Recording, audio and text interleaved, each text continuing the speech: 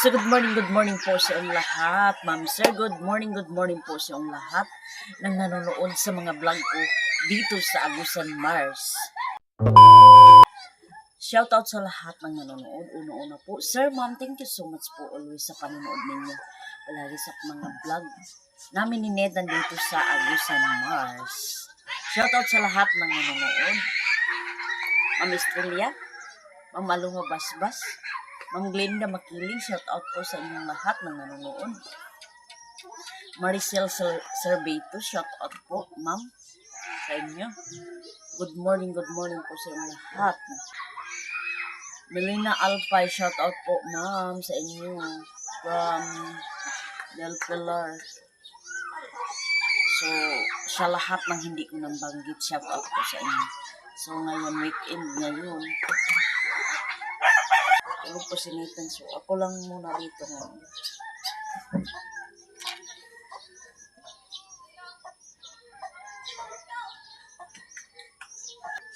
So, si Nathan tulog pa. So, tingnan natin si Nathan.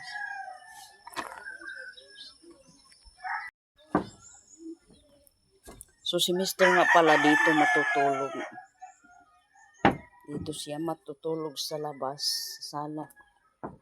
So, kami ni Nathan dito sa loob. So, si Nathan tulog pa.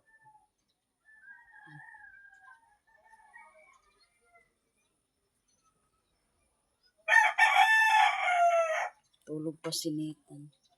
So, yung mga tutupiin ko, kagabi nagtutupi ako. So, i-arrange ko mamaya doon sa loob. So, shout out ma'am sir sa inyo. Thank you so much for watching.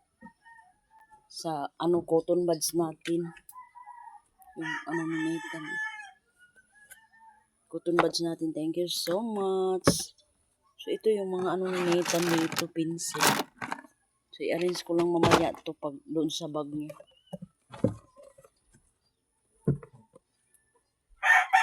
Thank you so much sa lotion natin. Dito lang nilagay ni Nathan lahat pala. Tulog pa si Nathan.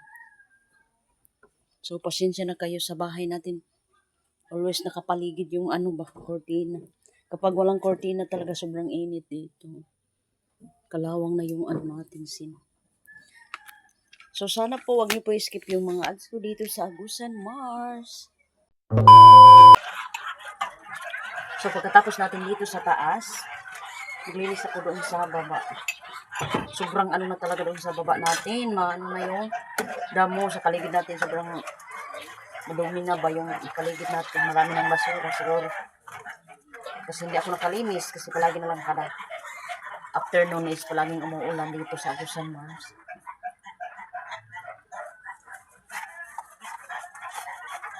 Shout out sa akong sister-in-law. Taagpangon. Shout out sa imong mga sister. Thank you kaayo sa imong gipadala sa amo Nathan. Wala ako nag-expect sa notebook ba. Yung sister-in-law ko kasi may trabaho ba. May trabaho.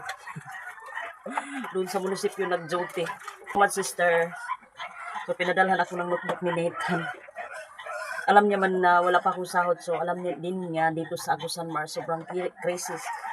Siya lang yung ko ba yung magsabi ako sa kanya na ate, ganyan, wala talaga akong ikabili pa muna sa ni Nathan. Day! Mani nervous itong kape niya ko na. So, yung pasalamat kang tita rin. Pasalamat kang tita Nita na binigyan ka ng notebook ni Nathan. Salamat po, tita. Doon si, sa Dalma sa Sagpangon. Alam niya na wala pa tayong sahod sa YouTube. Palagi na lang ako nagsasabi sa kanya, palagi na lang nag-e-extend yung sahod ko ba. Sabi ko sa kanya na, so thank you so much sister-in-law sa Agpangon. So hindi ko alam na pinadalaan ako ng notebook. Alam niya talaga dito sa Agusan Mars na wala talagang masyadong hanap buhay ni Mr. dito. Hindi lang si Mr. kundi mga mga kasama.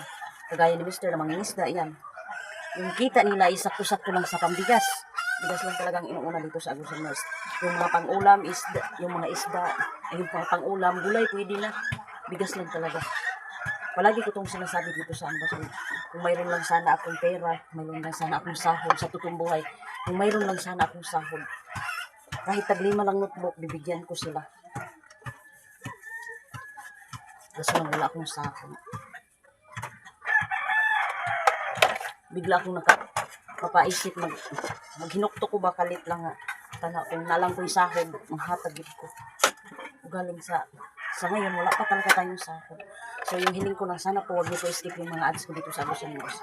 So, para someday, makabigay tayo.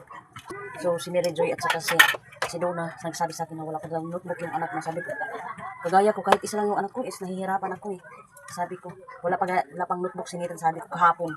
Pero hindi ako nag-expect na may nagpadala sa akin ng notebook. Pin kabuok man yata yun, kanita. At saka ballpen, papel.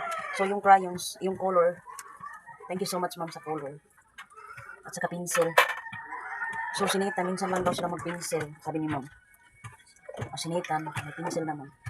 So, yung iba na, walang pencil, bibigyan ko din kasi marami pa yung pencil ni Nathan. Pero sa notebook, hindi natin maibigay kasi kagaya natin wala. Sa pencil lang yung mabibigay natin sa kanila. Kapag ngayon Monday. Pero sa notebook, wala tayong ikabigay. Hindi sila maniwala sa akin na wala pa talaga akong sahod. Sabi ko, kapag may sahod ako, para akong naglansar ba? Malalaman niyo pag may sahod ako.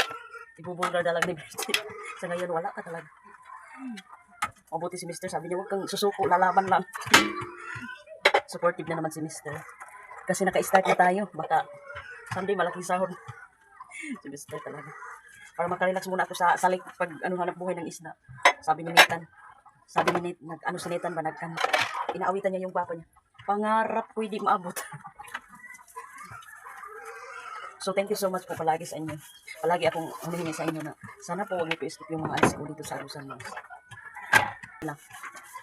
Sabi ko na ako din walang kahit isa lang yung anak ko, hindi ko mabili ng notebook ba yun. Kasi yung hanap buhay ni Mr. 2 kilos, 1 kilo, sakto-sakto lang sa pambigas namin, sabi ko sa kanila doon na. Then sabi ni, mabuti ka pa may sahod. Wala talaga kung sahod. Sabi ko, pag 5 o'clock, may dumating sa amin na galing bayan ng Lapas. Si Ma'am Amy, yung kapitbahay namin, sabi, may nagpadala sa iyo na notebook. Sabi ko, sino?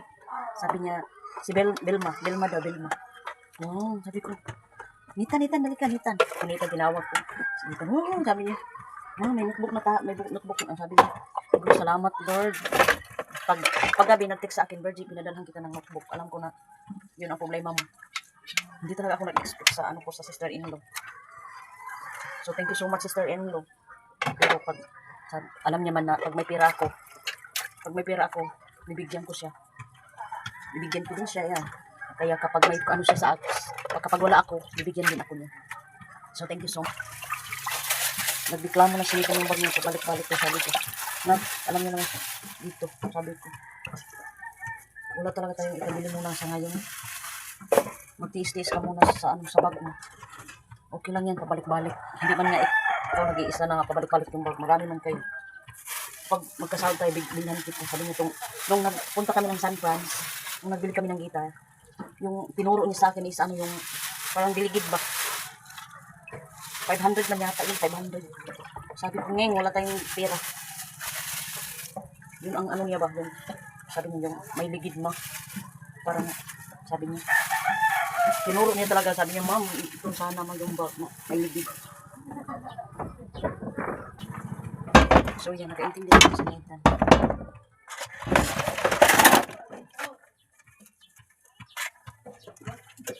Sabi ni Nathan, hindi na tayo makabili ng fried chicken, naman yung pangarap ko. Fried chicken talaga yung pangarap ko.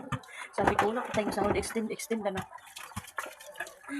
Kasi palaging violation yung violation. Palagi nang nagsasabi violation.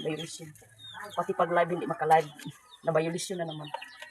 Tapos, bawal talaga yung mga sensitive yung mga bata. Pag mag-live, bawal yung mga bata.